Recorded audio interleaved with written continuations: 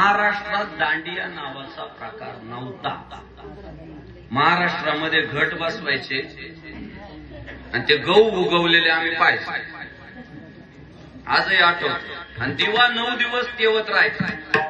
9 दिवस गहू देवा चालू असायचा आणि त्या गटांमध्ये गहू उगवायचे आणि माता मावल्या ना रोज आरती करायच्या, उपवास करायच्या, प्रार्थना करायच्या.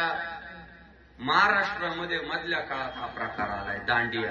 आणि मी तुम्हाला सांगतो त्याच्यात महिला कमी पुरी झाल्या जास्त.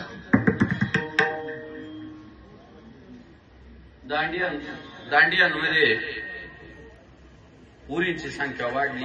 बरं जाऊ द्या, पुरीचे शेवटी आपल्याचे, खेळू द्या दांडिया.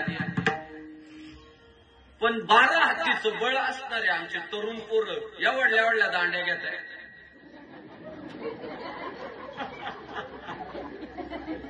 अरे बाबांनो, तुमचे दंड केवढे, तुमच्या मांड्या केवढ्या, तुमच्या छातीत बळ किती, अरे तुमच्या हातात तलवारी पाहिजे, कशाला दांड्या.